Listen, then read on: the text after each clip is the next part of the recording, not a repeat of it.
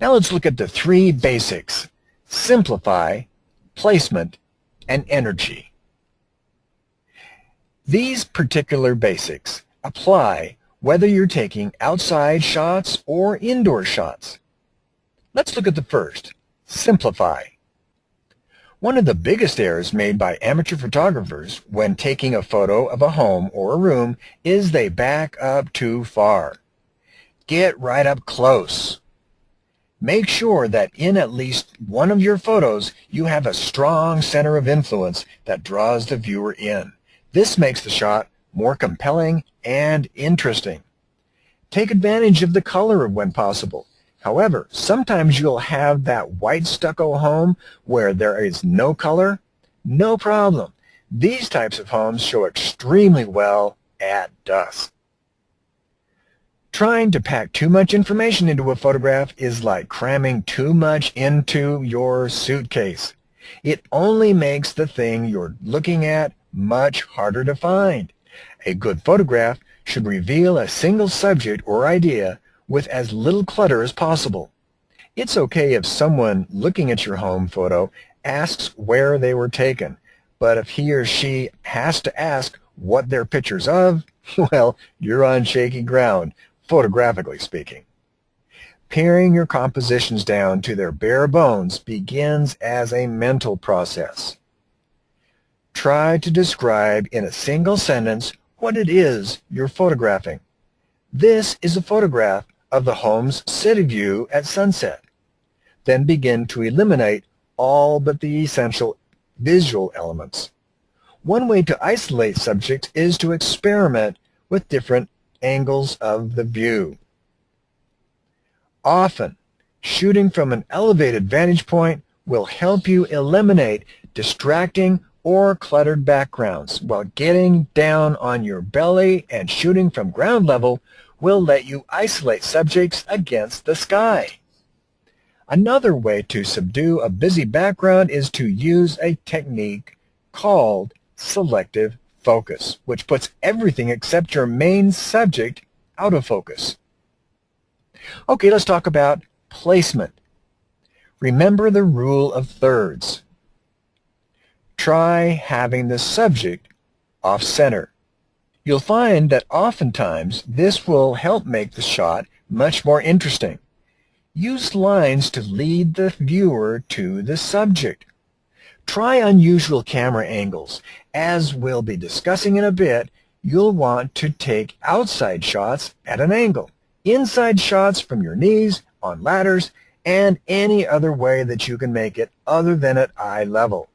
This rule of thirds is one of the first things that budding digital photographers learn about in classes on photography, and rightly so, as it's the basis for well-balanced and interesting shots.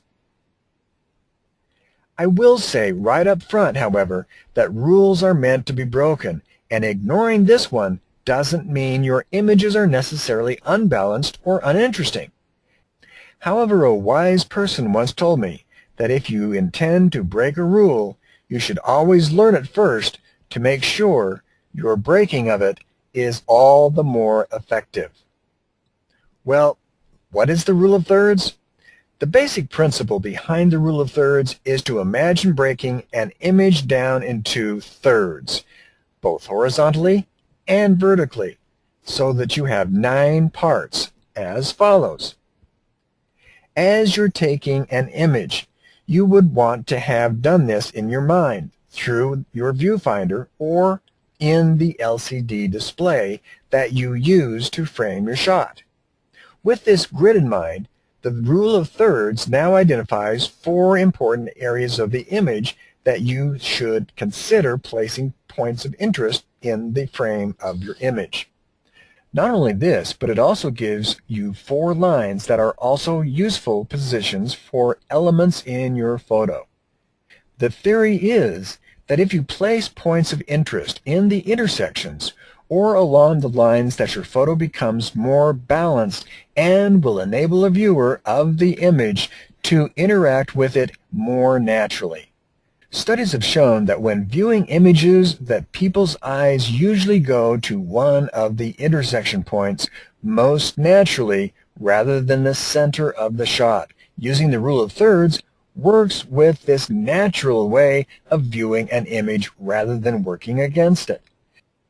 Another rule for composition in photography is diagonals. This rule helps to put the subject at an angle rather than straight on and squared at the edges.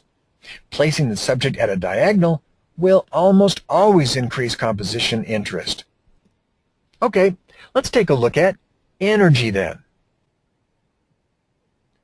Dramatic lighting adds energy and interest. Morning sunlight adds energy and warmth. Color has much to do with energy and how we feel about a photograph.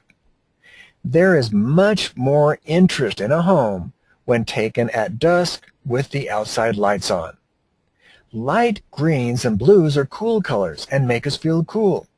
Dark rich blues and oranges are warm colors and make us feel warm. Another interesting thing is that you can build energy in a room simply by where you take the photo. If something is in the foreground of the photo, it builds depth and perspective. Lighting design may not rank as highly on your list of priorities as simplifying or placement, but it should. Lighting creates energy and is one of the most dramatic ways to transform or enhance a space. It can add warmth, romance, or energy by selection of color. Lighting allows your rooms to blend with the existing decor, creating a harmonious ambiance.